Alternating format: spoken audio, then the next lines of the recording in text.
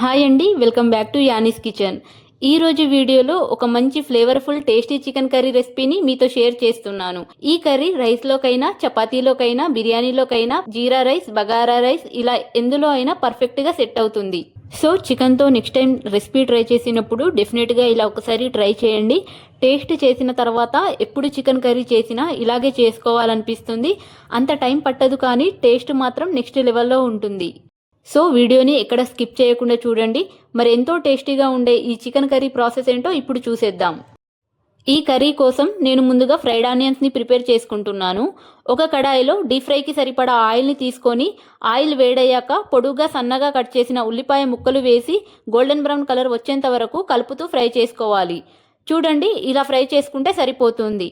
ఇప్పుడు ఇంకో కడాయిలోకి 4 టేబుల్ స్పూన్ల దాకా ఆయిల్ని వేసి ఆయిల్ వేడయ్యాక 2 యాలకుల్ని వేసి వేగనివ్వాలి. యాలకులు వేగాక మనం ముందుగానే శుభ్రంగా కడిగి పెట్టుకున్న 300 గ్రాముల చికెన్ని వేసి ఆయిల్లోనే వాటర్ అంతా పోయే వరకు ఫ్రై చేసుకోవాలి. ఈ చికెన్లోని వాటర్ అంతా పోయే వరకు ఇలా కలుపుతూ ఫ్రై చేసుకోవాలండి, లేదంటే చికెన్ అనేది అడగంటకపోద్ది. చూడండి, చికెన్ని బాగా కలుపుతూ వేయించుకుంటున్నాను. చూసారు కదా, చికెన్లోని వాటర్ అంతా పోయి ఇలా ఆయిల్ బయటికి వచ్చేంత వరకు చికెన్ని ఫ్రై చేసుకున్నాను.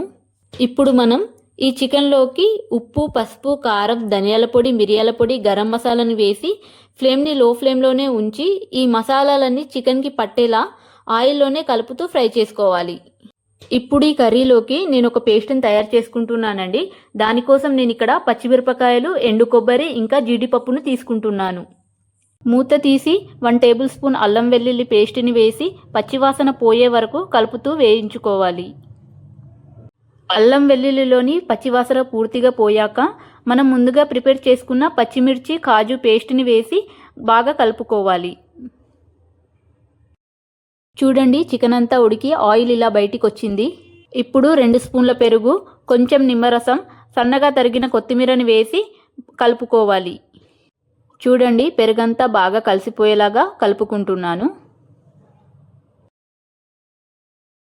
మూత తీసి మధ్య మధ్యలో కలుపుతూ చికెన్ని ఉడకనివ్వాలి.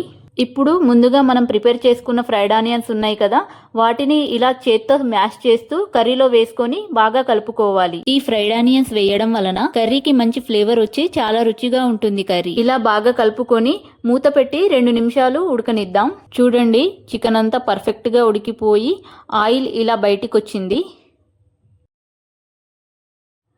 ఇప్పుడు సన్నగా తరిగిన కొత్తిమీరను వేసుకొని స్టవ్ ఆఫ్ చేసుకుంటే వేడివేడి చికెన్ గ్రేవీ కర్రీ రెడీ అయిపోతుంది. ఈ కర్రీని రైస్లో కానీ, చపాతీలో కానీ, పూరీలో కానీ, బిర్యానీ, బగారా రైస్, జీరా రైస్ ఇలా ఎందులో తిన్నా పర్ఫెక్ట్గా సెట్ అవుతుంది. మీరు కూడా చికెన్ కర్రీని ఇలా ఒక్కసారి ట్రై చేసి మీకు ఎలా వచ్చిందో కామెంట్ సెక్షన్లో కామెంట్ చేయండి. చూడండి, చికెన్ పీస్ చాలా సాఫ్ట్గా వచ్చింది కదా. మరి మీరు కూడా ఇలాంటి రెసిపీని ఒకసారి ట్రై చేసి చూడండి, తప్పకుండా నచ్చుతుంది మీకు. ఈ వీడియో కనుక మీకు నచ్చితే లైక్ చేయండి, షేర్ చేయండి అండ్ కామెంట్ చేయండి. Thank you friends, thanks for watching.